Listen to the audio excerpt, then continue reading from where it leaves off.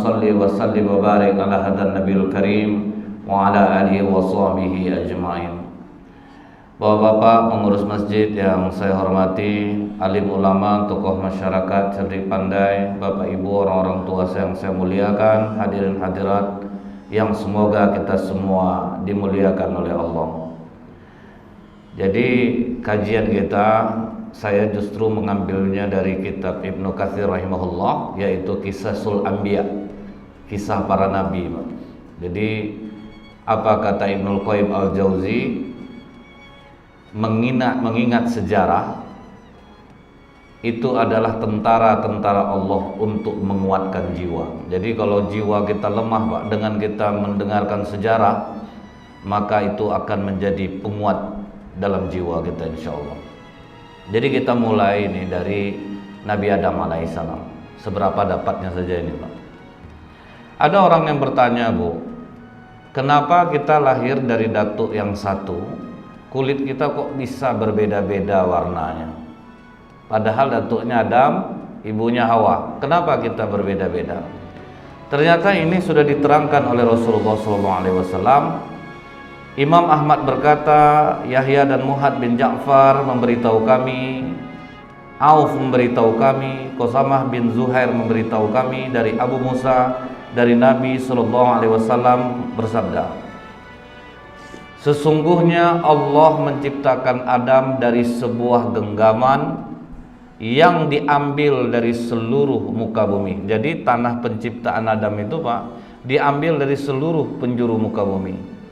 Kemudian kalian datang, kata Rasulullah, berdasarkan kadar tanahnya. Ada yang berwarna merah, ada yang putih, ada yang hitam, atau kombinasi di antara itu. Ada yang buruk, ada yang baik, ada yang mudah, ada yang sedih, dan ada di antara itu semua. Jadi hadis ini cukup menerangkan bahwa kita ini datang sesuai dengan kadar tanahnya, itulah sesuai warna kulitnya, Pak. Tapi kalau misalnya ada orang mungkin bandel betul, dia susah dikasih tahu, takutnya ini tanah sengketa, Pak. Jadi diambil dari tanah sengketa, makanya dia jadi susah untuk diberi masukan. Jadi ini hadis yang pertama, sehingga kalau kita dipertanyakan orang kenapa kulit kita berbeda-beda, inilah hadisnya. Jadi tergantung kadar tanahnya, warna kulit kita ini. Itu hadis yang pertama. Hadis yang kedua, ini hadis riwayat As-Sa'di menyebutkan dari Abu Malik, dari Abu Saleh, dari Ibnu Abbas, Allah memerintahkan malaikat Jibril, wahai Jibril, turunlah engkau ke bumi, ambil tanah dari seluruh muka bumi ini untuk aku jadikan bahan penciptaan manusia.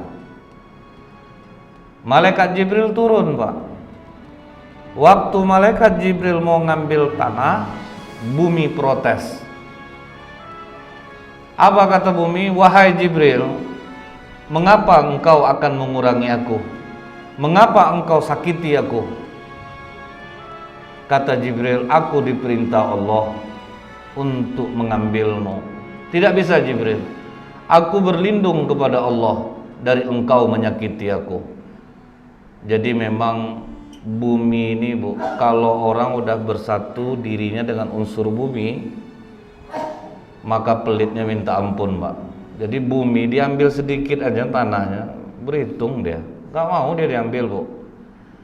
Jadi jangan sampai unsur ruh kita bersatu dengan tanah ini, Pak. Karena kalau sudah bersatu dia pelit kita jadinya.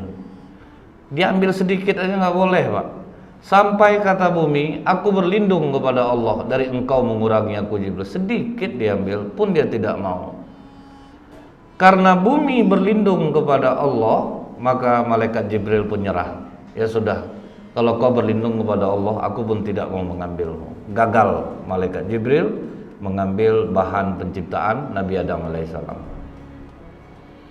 Diutus lagi oleh Allah malaikat Mikail. Nah, jadi Allah, Bu, tidak pemarah, Pak. Kalau memang nggak berhasil, karena bumi pun berlindung kepada Allah, Allah tidak marah kepada malaikat Jibril.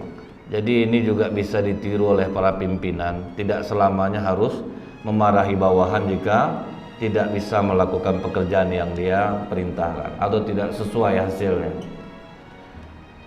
Diutus malaikat Mikail. Begitu malaikat Mikail mau mengambil tanah di bumi ini, bumi kembali protes. Tadi Jibril yang kemari, sekarang kau pula lagi Mikail. Jangan kau kurangi aku, jangan kau sakiti aku. Aku berlindung kepada Allah Mikail dari engkau menyakiti aku. Karena bumi berlindung kepada Allah, malaikat Mikail ya udahlah, kalau memang tidak dapat ndaklah. Akhirnya malaikat Mikail pun pulang kepada Allah tanpa membawa tanah untuk penciptaan manusia. Kemudian yang ketiga, Allah menyuruh malaikat maut Israel ambil tanah di bumi. Malaikat Israel mengambil tanah. Capek bumi menjerit, Pak. Tidak peduli dia ambilnya semua. Mengapa kau ingin menyakiti aku, Israel? Mengapa kau ingin mengambil aku? Aku berlindung kepada Allah dari engkau menyakiti aku. Kata malaikat Israel, aku pun tidak akan kembali kepada Allah sebelum aku melaksanakan perintahnya. Jadi yang berhasil mengambil bahan penciptaan manusia ini adalah malaikat maut. Maka hati-hati, Pak. Kalau malaikat maut, karena malaikat maut yang berhasil, jadi malaikat maut ini tidak ada segan-segannya untuk mencabut nyawa manusia. Kalau Rasulullah, ia minta izin malaikat maut, Pak, boleh nggak dicabut nyawanya? Tapi kalau kita ini, Pak, di mana tempat, Pak, tidak peduli. Jadi karena malaikat maut ini, itulah hubungan kita dekatnya dengan malaikat maut itu, karena memang dia yang berhasil mengambil bahan penciptaan manusia. Nah, ini hadis yang kedua.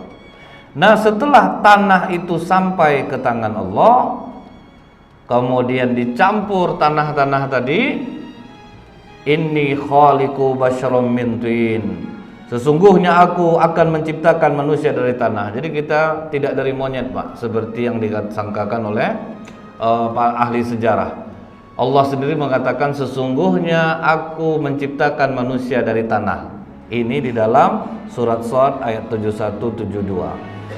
Fa idza sawaituhu wa nafakhtu fihi mir ruhi faqa'u lahu sajidin. Maka apabila telah kusempurnakan kejadiannya dan kutiupkan kepadanya ruh ciptaanku, maka hendaklah kamu tersungkur dengan bersujud kepadanya. Jadi dikasih tahu Allah, loh ini nanti kalau jadi, kalau kutiupkan ruh ke dalamnya, aku perintahkan sujud, kalian sujud. Kata Allah kepada malaikat, baik ya Allah, kami akan mengikuti perintahmu. Sami'na wa ata'na. Maka Allah bentuklah jasad Nabi Adam. Berapa tingginya? 60 hasta, lebih kurang 30 meter, Pak. Setelah jasad terbentuk, Allah tidak langsung meniupkan ruh ke dalamnya, Pak. Dibiarkan jasad ini selama 40 tahun tanpa ruh. Itulah dikatakan Allah dalam hadis qudsi bahwa batas manusia ini berubah 40 tahun. Kalau sempat dah umur 40 tahun tidak ada tanda-tanda untuk berbuat baik, siap-siap masuk neraka jahanam. Jadi kalau orang, Bu, sudah lewat 40 tahun tidak juga rasanya sholat, kemungkinan untuk berubah sudah sulit, Pak. Jadi ternyata apa yang disampaikan Allah ini benar. Cobalah lihat orang yang udah di atas 40 tahun tidak juga sholat, Pak. Sulit orang untuk mengajaknya lagi, Pak. Kecuali keajaiban Allah. Kecuali keajaiban Allah lagi, Bu. Dan Allah akan cabut rasa malu di hatinya, Pak. Orang sholat lewat dia di depan dia, udah santai aja deh, Pak. Sudah tidak ada rasa malu. Ini udah dicabut Allah rasa malunya. Jadi ini yang kita takutkan, Bu. Kalau sempat orang tidak berubah juga sulit. Maksud saya tadi kecuali ada keajaiban Allah itu, Pak, mungkin dia ada melakukan amalan yang Allah ridho kepadanya. Itu kadang ada umur 50 baru dia berubah, itu ada umur 60 karena masih ada kebaikannya yang dipandang Allah. Kadang ada orang nih, Bu, dia sholat enggak, tapi akhlaknya baik, Pak, silaturahmi bagus. Mungkin gara-gara amalan-amalan inilah Allah memberikan petunjuk kepadanya walaupun dia sudah umurnya tua. Tapi kalau sudahlah amal baik nggak ada, sholat pun tidak, biasanya Bu sampai tua nggak akan mau sholat Pak. Dan hebatnya lagi Bu, justru orang-orang seperti ini jarang sakit Pak. Jadi inilah kadang-kadang anak muda melihat kan, itu lihat bapak itu rajin sholat jamaah, sakit banyak, diabetes, darah tinggi, itu tengok atuk tuh. Dari zaman Jepang belum pernah sholat lagi, sehat sampai tua belum pernah masuk rumah sakit. Memang betul Bu. Jadi Allah ingin orang-orang seperti ini dia merasakan sempurna hidupnya di dunia ini Pak, sehingga dia nanti mati tinggal dimasukkan saja lagi ke dalam neraka. Bagi orang-orang soleh, sakitnya itu menggugurkan dosa-dosanya sehingga dia bersih kembali kepada Allah, tinggal Allah masukkan ke dalam surga. Jadi jangan kecil hati Bu, kok makin rajin sholat, rajin sedekah, penyakit banyak. Itu bentuk kasih sayang Allah sebetulnya. Dan justru orang yang tidak sholat sampai tua, dia tidak diberikan Allah sakit, karena Allah ingin dia sempurna merasakan nikmatnya di dunia ini. Kadang kan orang sering terpikir seperti itu Pak ya, saya rajin sholat, rajin sedekah, kenapa penyakit saya banyak? Ini orang tidak pernah sholat, tidak pernah puasa, tidak pernah berbuat kebaikan, tapi umurnya panjang. Inilah istilahnya dalam Islam, istidrat. Allah sengaja mengulur Pak, tapi nanti bisa juga kena secara tiba-tiba. Nah jadi ini batasnya 40. Kalau kita tanyakan ketampanan Nabi Adam, Rasulullah ketika Isra, apa kata Rasulullah? Aku berjumpa dengan Nabi Yusuf, dan Nabi Yusuf ketampanannya separuh Nabi Adam. Tuh Pak, bayangkan gantengnya Nabi Adam itu Pak. Nabi Yusuf itu separuhnya Nabi Adam, sedangkan yang separuhnya saja itu sudah membuat ibu-ibu di masa Nabi Yusuf mengiris tangannya sendiri loh Pak, saking gantengnya Nabi Yusuf.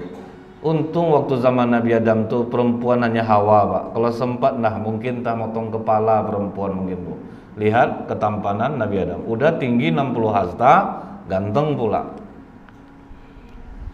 Kalau kita nanti lanjut kajian ini ya Bu ya, yang selevel cantiknya sama Hawa itu hanya Siti Sarah. Itu berapa jauhnya Pak?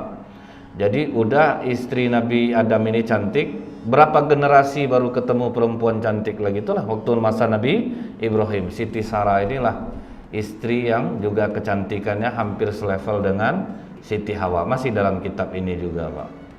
Jadi kalau sedikit kita apakan, Siti Sarah dia cantik, tapi dia tidak punya anak. Kemudian dia basa-basi kepada Nabi Ibrahim Pak, coba nikahi Hajar, mana tahu dari Hajar engkau bisa memperoleh keturunan. Rencana basa-basi, rupa Nabi Ibrahim di pelurusnya Pak. Iyalah kalau gitu, karena Siti Sarah menganggap tak mungkin rasanya Nabi Ibrahim mau, karena dia sangat cantik. Rupanya mau Nabi Ibrahim Bu, makanya hati-hati Bu ya, jangan coba-coba uji dengan kata-kata seperti ini. Abang cobalah nikah Bang, mana tahu kami ini lugu kalau untuk yang seperti itu tuh Bu, agak cepat mengiyakan ya. Jadi ini hati-hati. Itu yang membuat kenapa kita tahunya akhir Siti Sarah sebetulnya basa-basi Pak, ngamuk. Siti Sarah ngamuk sama Nabi Ibrahim sampai mengusir Siti Hajar.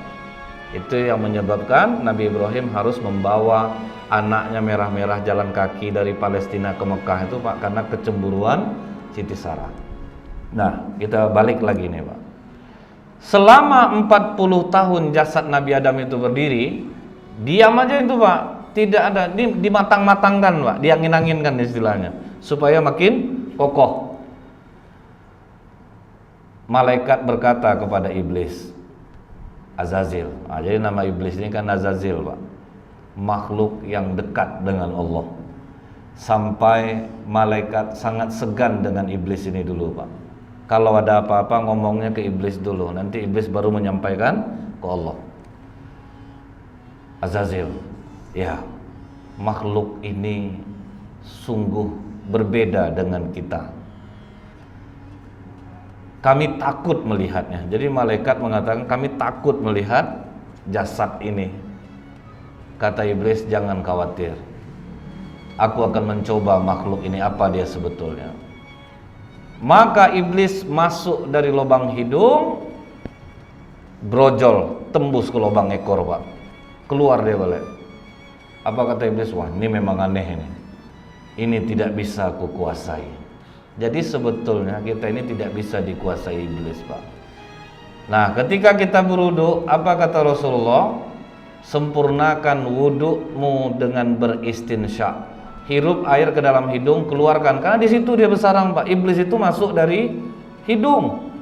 Jadi setiap kali kita berwudu, dipesankan oleh Rasulullah, beristinsya lah. Hirup air, istinsar, keluarkan. Kalau kita kan banyak nyuci hidung, Pak, bukan menghirup air ke dalam hidung. Pedih itu, memang pedih, Pak. Setan di dalamnya pula tidak pedih, hidung itu dihisap air ke dalam hidung, dikeluarkan balik. Jadi Bu, dia masuk dari hidung, tembus ke ekor. Jadi dia tidak bisa sebetulnya di badan kita nih, Pak.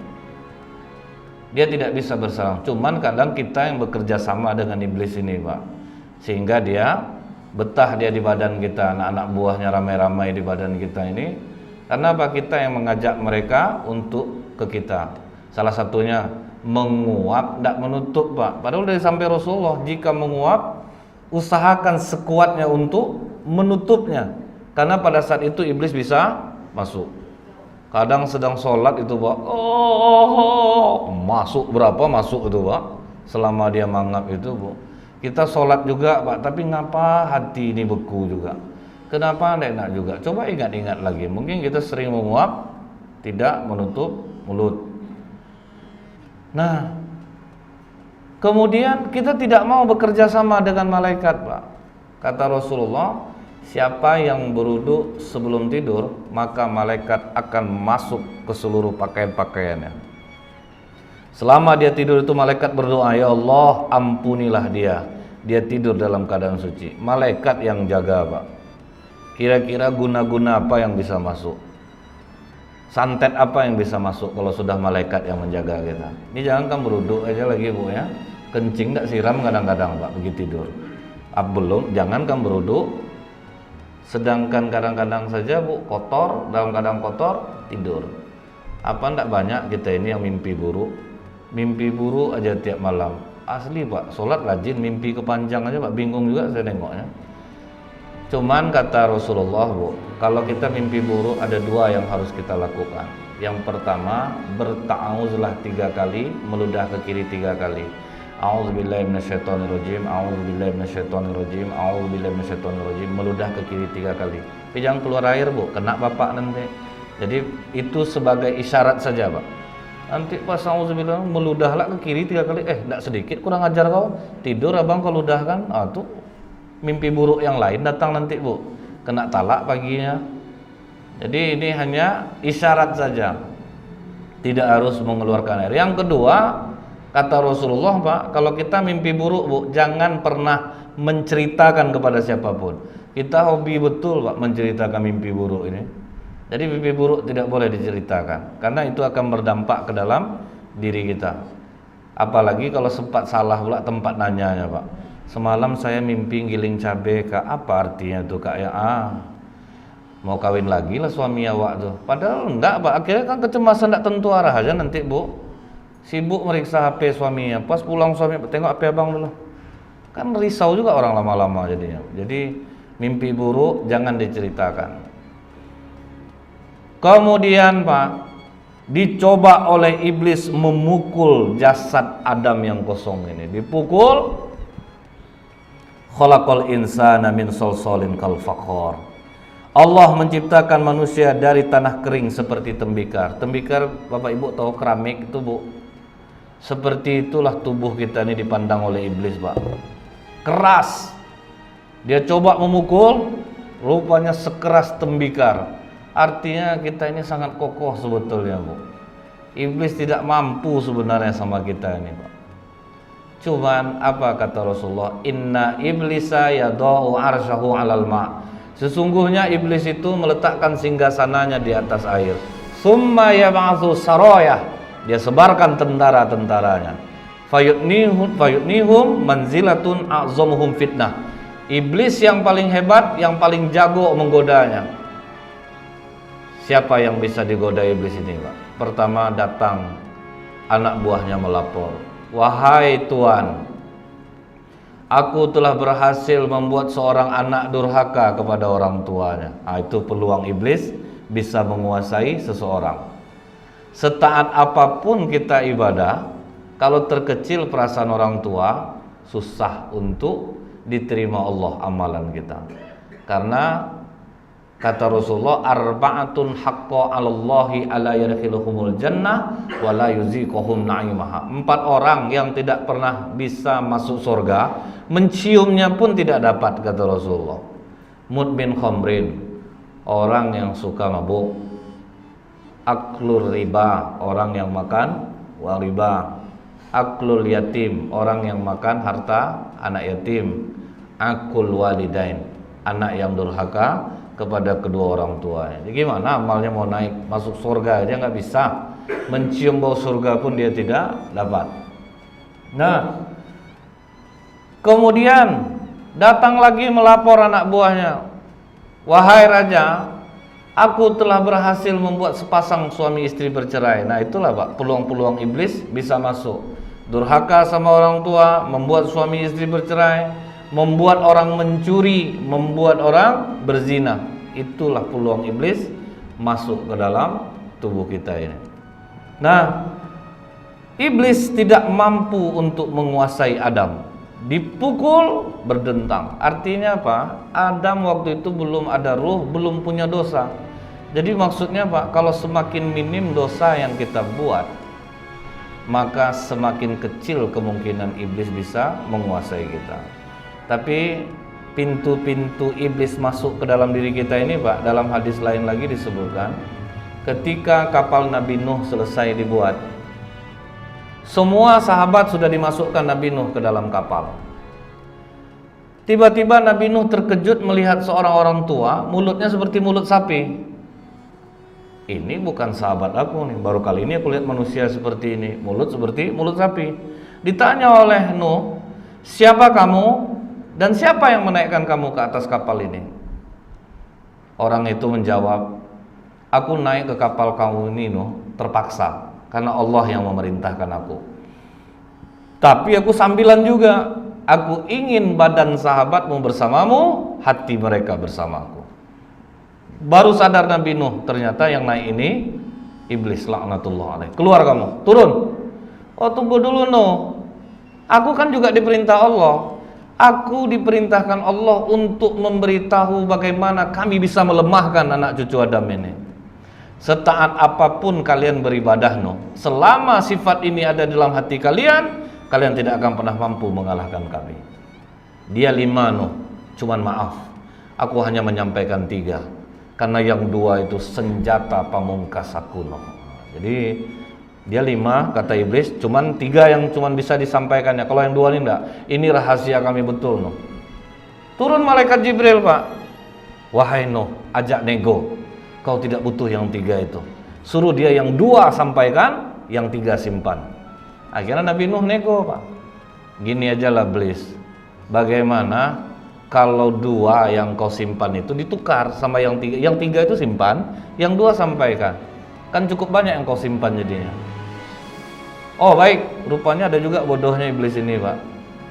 Padahal Nabi Nuh dapat bocoran dari malaikat Jibril. "Baik Nuh, ini cukup adil, 3, kemudian aku memberikannya 2. Yang pertama Nuh, tidak akan pernah bisa anak cucu Adam mengalahkan aku setaat apapun mereka ibadah, kalau di hati mereka masih ada iri hati, hasad dengki kepada sesamanya." Bukan tidak sedikit Pak, ustadz iri sama ustadz, orang tetangga iri dengan tetangga. Iri ini bagaimana Bu? Sedang melihat orang susah, susah melihat orang senang. Orang merehab rumah Pak, disesak napasnya Pak. Dari mana pula dia dapat duit tuh ya? Pangkat suami rendah. Ini Pak orang iri itu.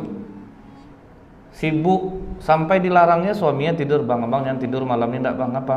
Kita bahas harta dia nih Bang, dari mana lah datangnya ya Bang ya." Akhirnya dia enggak tidur Pak. Orang tuh enak tidurnya di rumah. Jadi iri hati ini Pak bisa kena sama siapa saja. Orang yang sering di masjid bisa iri hati. Iri hati ini tidak selamanya adalah masalah harta, masalah popularitas, masalah keuangan, masalah kenapa orang lebih dihargai saya tidak, macam-macam Pak. Peluang untuk bisa iri hati itu. Selagi ada rasa ini dalam hati kita, kita tidak akan pernah bisa mengalahkan iblis. Setaat apapun kita ibadah, itu senjata iblis. Apa kata Nabi Nuh? Kenapa kok gara-gara iri hati, hasad, dengki kami tidak bisa mengalahkanmu? Nuh, ini dosa paling tua langit dan bumi Nuh. Aku diusir dari surga, kau tahu gara-gara apa Nuh? Aku iri kan sama Adam. Aku iri sama Adam, itulah dosa pertama Pak. Makanya aku terusir. Karena aku iri hati kepada Adam, aku diusir dari surga. Baik, kata Nuh. Kemudian apa yang kedua? Dijawab oleh iblis, rakus. Kenapa dengan rakus kami tidak bisa mengalahkanmu? Kau tahu enggak Nuh? Adam itu apa lagi yang kurang di surga? Semua ada. Aku bisikkan saja sedikit kerakusan, makan buah kuldi. Gara-gara yang kecil ini kena dia. Nah ini bahayanya rakus itu Bu.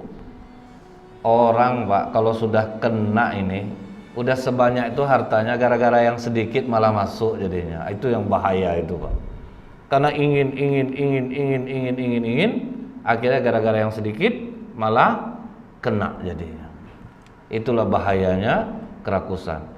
Ada 3 orang pemuda di masa Nabi Isa alaihissalam. Nabi Isa sedang ceramah Pak, dia protes Pak. Isa, gak usah banyak bicara. Yang bisa membuat kami ini bersyukur kalau kami punya harta. Gak usah banyak bicara Isa. Kalau hanya ngomong-ngomong aja, uang gak ada, apa gunanya? Kata Nabi Isa, kalau memang uang yang bisa membuat kalian bahagia, harta yang bisa membuat kalian bahagia, datang nanti sore ke rumahku. Akan aku tunjukkan tempat simpanan harta raja-raja dulu. Mereka yakin Nabi Isa tidak akan berbohong Pak. Datang ke rumah Nabi Isa sore, ditunjukkan oleh Nabi Isa. Kalian lihat bukit itu, di bawah bukit itu ada gua, cuman sudah tertutup batu. Kalian bongkar batu itu, di dalamnya banyak harta. Berangkatlah mereka bertiga dari sore, bekerja memukul batu sampai pagi, jebol batu itu pecah. Ternyata benar, di dalamnya banyak emas, banyak koin-koin emas. Bahagialah mereka bertiga.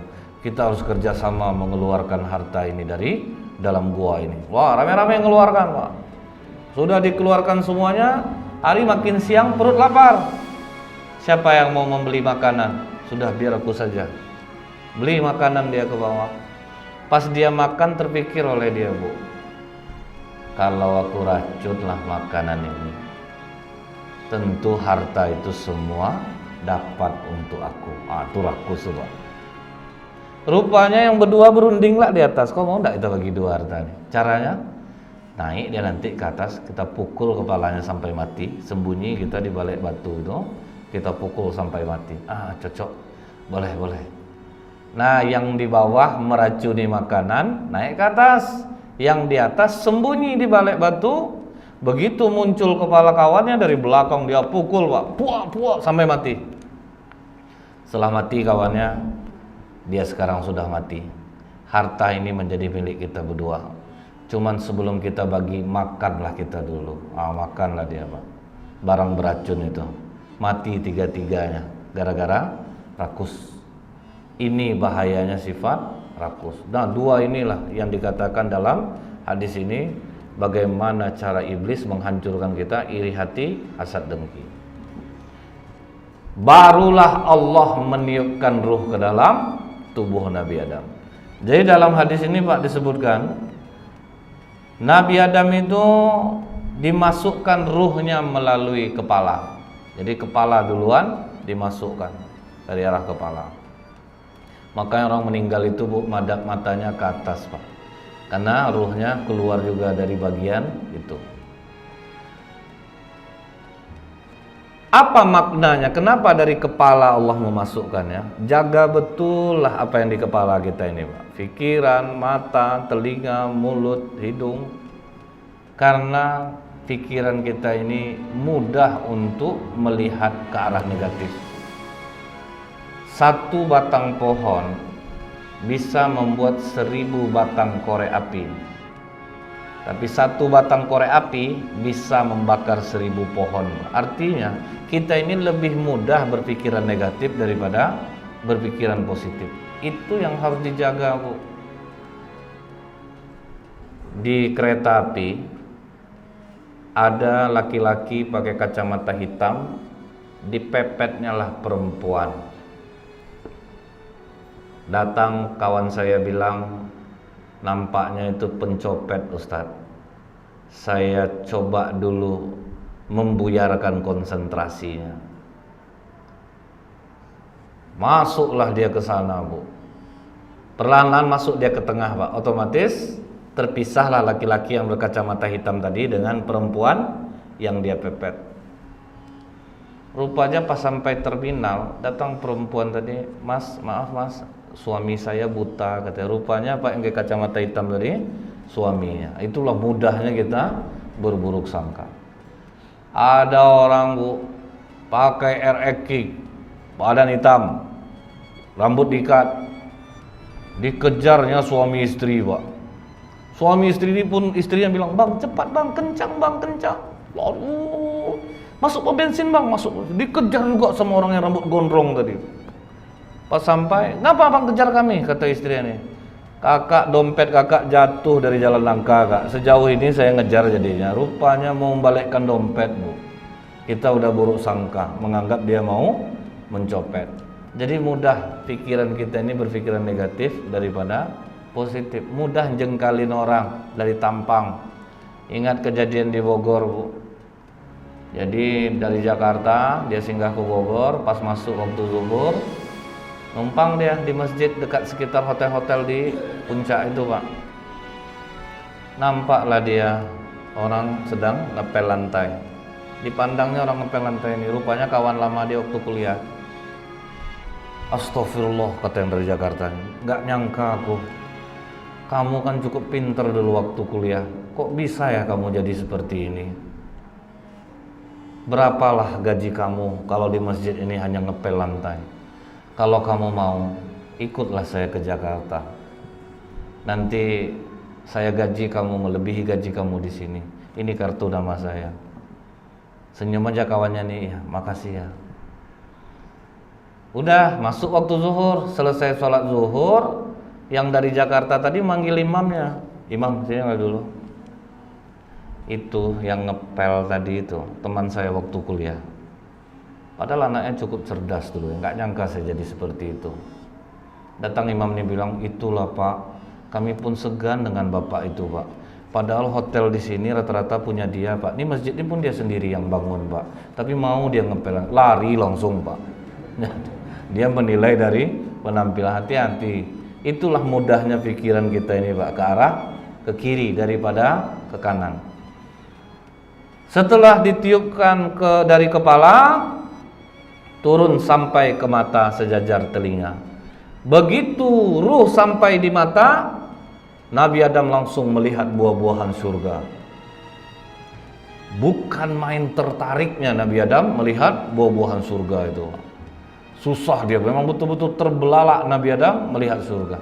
Karena kita tahu, Bu, apa kata Rasulullah? Serendah-rendahnya surga, semewah-mewah raja di dunia. Itulah fasilitas paling rendah besok. Anggaplah kita ini, Pak, dapat surga yang paling rendah aja, itu sudah semewah-mewah raja di dunia. Ada yang ngurut tangan, ngurut kaki, yang gitulah semewah raja di dunia, Pak, ya. Apa mau diambilin semua, difasilitasi, itu yang paling rendahnya. Apalagi Nabi Adam melihat dalam bentuk utuh seperti itu, Pak. Semua kenikmatan. Mata Nabi Adam tidak tahan. Terus ruh turun ke hidung. Begitu sampai di hidung, Nabi Adam pun bersin. Di saat bersin itulah kata Allah, "Wahai Adam, ucapkan alhamdulillahirabbil alamin." Jadi alhamdulillahirabbil alamin itu zikir tua, Pak. Jadi zikir tua nomor 2 itu alhamdulillahirabbil alamin. Yang pertama apa? Ketika malaikat mengangkat aras Allah, keberatan malaikat mengangkat aras Allah. Kemudian kata Allah, ucapkanlah oleh kalian subhanallah. Maka malaikat sambil mengangkat aras mengucapkan subhanallah, subhanallah, hingga aras itu terasa ringan. Jadi kalau kita ada beban berat, masalah berat, mungkin subhanallah ini boleh kita perbanyak daripada biasanya. Zikir nomor 2, alhamdulillahirabbil alamin, ketika Nabi Adam bersin. Zikir nomor 3, ketika Nabi Nuh diutus kepada kaumnya untuk mentauhidkan Allah, la ilaha illallah. Zikir nomor 4, Allahu Akbar, ketika Nabi Ibrahim menyembelih Ismail, diganti Allah menjadi kambing kibas. Di saat itulah Nabi Ibrahim saking gembiranya mengucapkan Allahu Akbar. Hal ini diceritakan Jibril kepada Rasulullah. Takjub Rasulullah lihat sejarah zikir itu, Pak.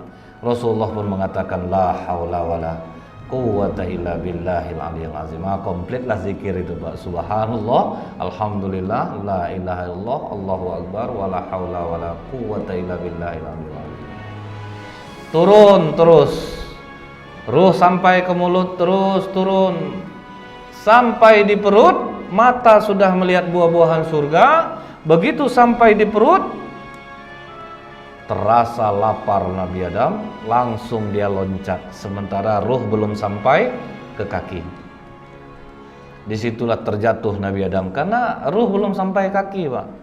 Apa kata Allah? Khuliqal insanu min ajal. Surah Al-Anbiya ayat 37. Manusia itu dijadikan tergesa-gesa. Jadi apa kata Rasulullah? Ketenangan dari Allah, tergesa-gesa dari iblis. Jika kalian khawatir solat kalian diganggu oleh iblis, kata Rasulullah, perlambat solatmu.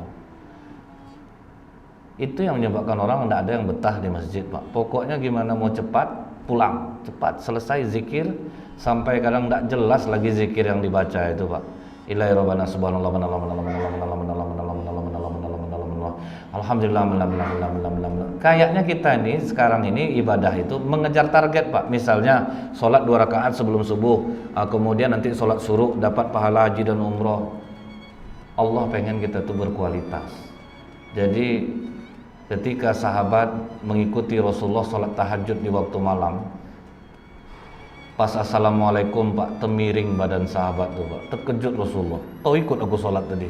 Iya ya Rasulullah. Apa yang ada di pikiranmu? Menyesal aku ikut di belakangmu Rasulullah. Apa kata sahabat ini? Rasulullah rakaat pertamanya baca surah Al-Baqarah perlahan-lahan sampai habis.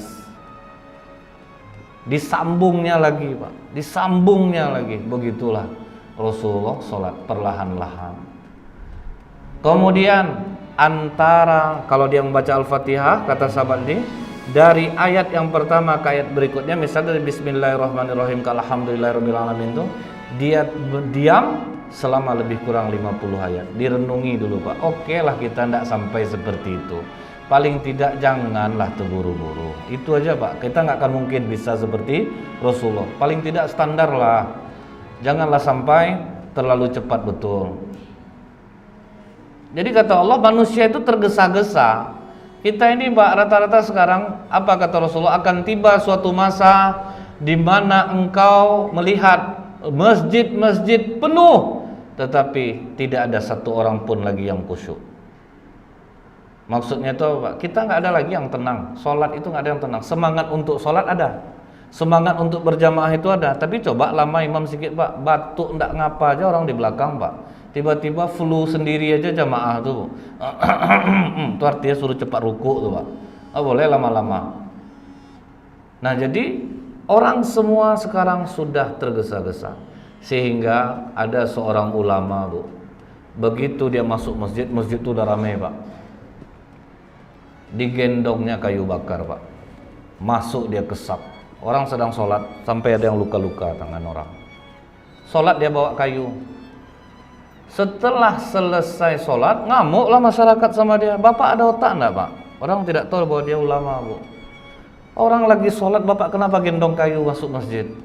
Datang ulama ini bilang, saya kira udah biasa orang sini kalau sholat bawa-bawa barang. Siapa yang bawa barang sedang sholat? Imam itu tadi sholat bawa buku atau beberapa kitab di atas kepalanya. Rupanya imam tuh, Pak, dia mikirkan bahan ceramahnya, Pak, selama dia jadi imam. Bawa buku dia. Bapak yang itu mikir rehab rumah, banyak semen dari di atas kepalanya. Yang itu mikir kerja jauh-jauh udah pergi. Saya kira udah biasa sini bawa barang, makanya saya bawa aja kayu. Baru terdiam semuanya. Jujur imamnya bilang betul. Kita sekarang ini sholat Pak, kadang lupa kita jumlah rakaat kita. Kadang kita menghayal sedang sholat itu. Karena apa? Kita semua sudah mulai tergesa-gesa. Pokoknya jumlah rakaatnya pas.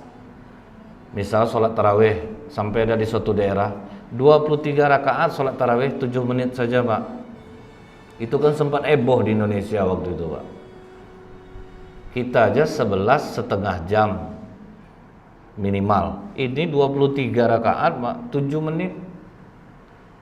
Nah, jadi kapan kita bisa tidak tergesa-gesa itu? Ya kalau pas sholat jamaah standar.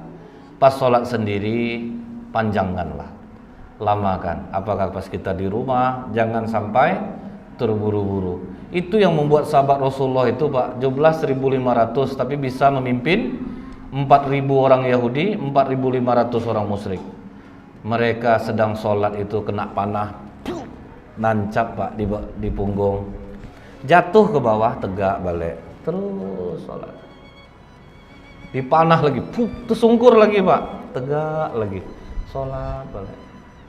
Sampai dia salam udah 3 Pak panah di punggung dia, baru dipegangnya sahabat yang lain. Tolong gantikan aku jaga, punggung aku kena panah. Kaget, kapan kena ya? Pas aku sholat, tidak bisa aku rasanya melepaskan apa yang ku baca itu. Jadi sehingga tidak terasa panah nancap di punggungnya. Pernah kejadian di Pekanbaru nih, Ustadz mau ceramah, tasnya ditaruh dekat pintu sini Pak. Jadi pintu ini langsung jalan keluar. Rupa pas sujud terakhir masuk maling Pak, dimalingnya tas Ustadz nih. Orang sedang sujud ditinggalkan Ustadznya, dikejarnya maling tuh Pak. Jadi tetap sadar kita dengan dunia kita Pak. Kita lihat di Arab Saudi Bu ya, mobil orang bagus-bagus Pak, itu dibiarkan di jalan, kena batu bangunan, penyok, mereka santai aja Pak. Karena hati mereka tidak ada terikat dengan harta. Kalau kita bawa sendal salah aja ke masjid, dari sawati kita Pak, sampai ada satu taruh depan masjid, satu belakang masjid. Orang maling aja stres nengoknya Pak, manalah sendalnya satu lagi. Nah begitulah Pak. Kenapa? Kalau kita tergesa-gesa, hati kita ini Pak ikut tergesa-gesa juga dia.